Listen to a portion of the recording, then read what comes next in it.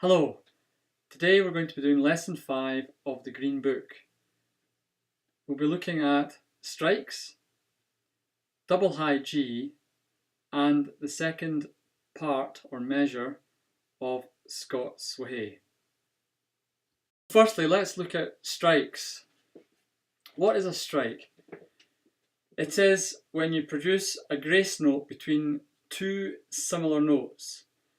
For example, between two Fs or two E's, and it can be just done by lightly touching the chanter with the finger below, or indeed the two fingers below, depending on what you want to play.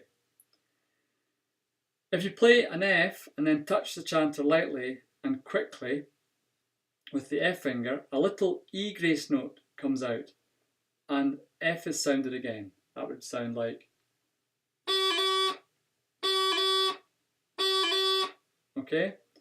Similarly, if you play an E, then touch with the E finger, you produce a low A grace note between the two E's. Okay, that's displayed as shown here. So if you have two Fs with the E grace note in between, then you have two E's with the A grace note in between. Practice these slowly and carefully. The other new thing that we introduce in chapter 5 is the double high G. This doubling is performed as follows.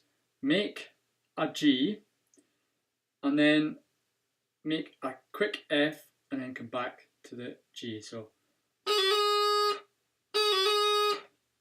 when practicing this, it's convenient to start by playing some other note, for example an A, but of course that's not part of the doubling.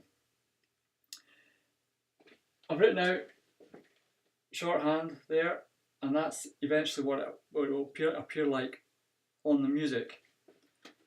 The extra strokes on the F would indicate, as usual, that this note is of short duration, but the F is actually so short that with practice it becomes a grace note, and the doubling is written as so. Obviously, to practice this, we've got another little exercise here.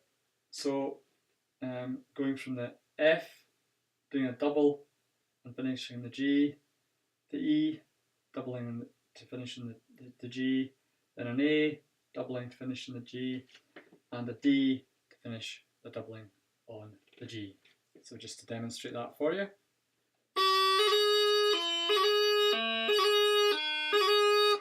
Okay, one more time.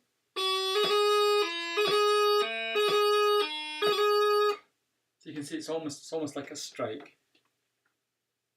So practice that slowly and attentively, and then move on to the next section. So now that you've mastered the strikes and the double high G, you're now ready to do the second measure of Scots Wha Hae. So for you, I've written it out,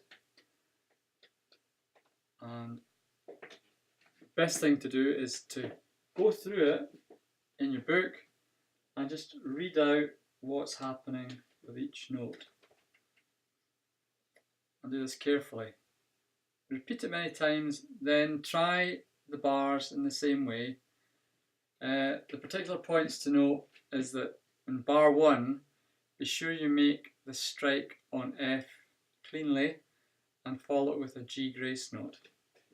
So that's this here. So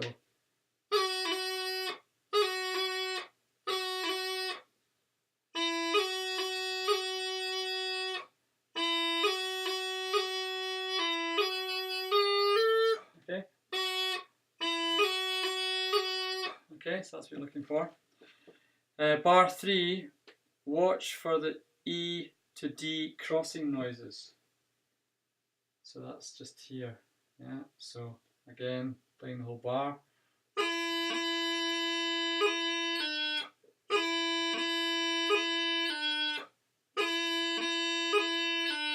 So just make sure that you get a nice clean sound between the E and the D. Bars 5, 6 and 7 are the same as the bars in the first measure, so we've been through that already. Bar 8, be sure to give the final low A its full value of 2 beats, as it is a 6/8, which means that there's 6 pulses in each bar, but 2 beats, okay, as we beat on the 8th note there. So it's do, do, do, do, do, do, do, do, here, do, do, do, do, do, do, do, do. So I'll just play that for you. Okay, so it's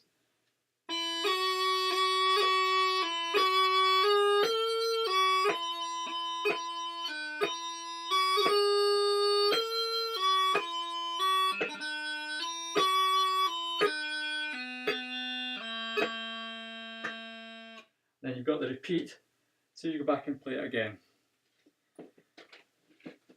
Good luck with that.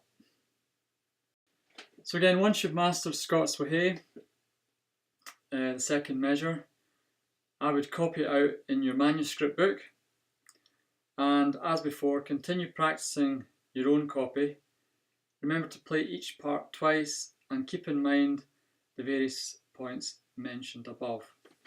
I'd just like to point out as well the doubling in the high G that we've practiced, and it is a dotted note, so give it its full value.